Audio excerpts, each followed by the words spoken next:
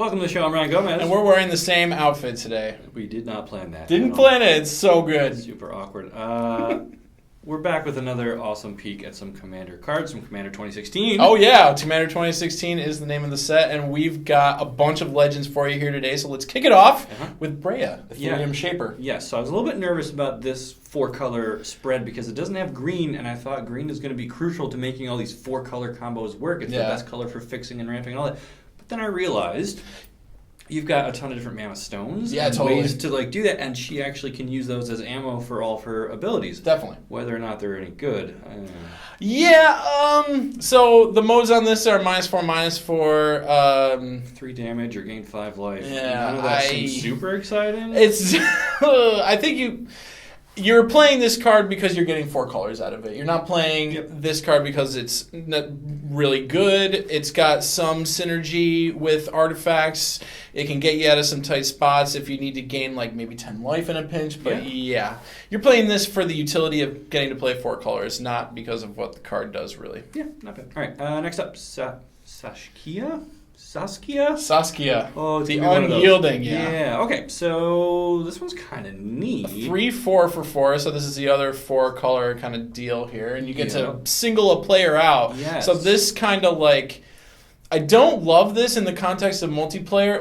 It's good and bad. You're kind of putting all your cards out on the table and saying, "Hey, this is who I want to get." Yeah. You're kind of laying your cards bare, and it's scary. It's a little risky, but it gives you a good way. That guy who's all pillow forted behind his wall of tokens, you just name him, and then you go attack the guy with no creatures. You get to hurt both, so it kind of gets you over that wall. That's true. Every time you recast, you can pick a different person. That's true. So you got some flexibility. So Yeah. Certainly not the worst. It's not the worst at all. Next up is Tana, Bloodsower. Yes, so this one is going to turn you into that guy who's just vomiting those tokens out everywhere because why not?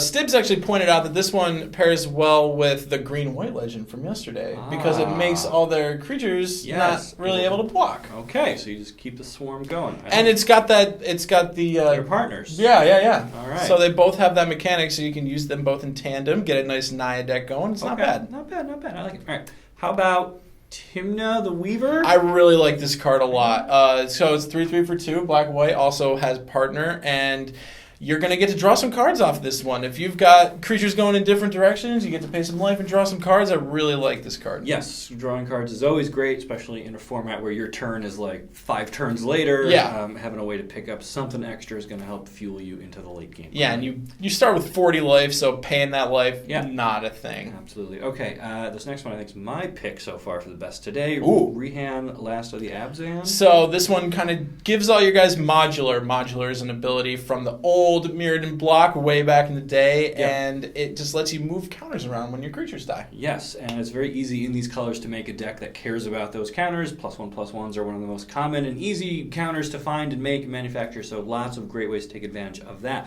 Just in the Khans block, even there was those kind of mini lords that gave all of your creatures with a counter on it an ability, like trample or flying or lifelink, stuff like that. You could just put a bunch of those in there and already have a deck working right away. So, totally. All right, last up for today is Coastal Breach. Overloaded Cyclonic Rift with affinity for players. Yes. The catch on this one is that it's sorcery instead of instant. Everything gets scooped up and then it's, move to discard. So I'm not sure how effective this one's going to be. We did stress yesterday how important a board wipe type ability is. This is about as good as it gets for blue, though, so It's sticky. It's good to have redundancy with this kind of effect. Cyclonic Rift is obviously a great card. Yeah. Can't play 2 Cyclonic Rifts, so Coastal Breach is going to be the next best thing. That'll be it. All right, well, so some good picks here today.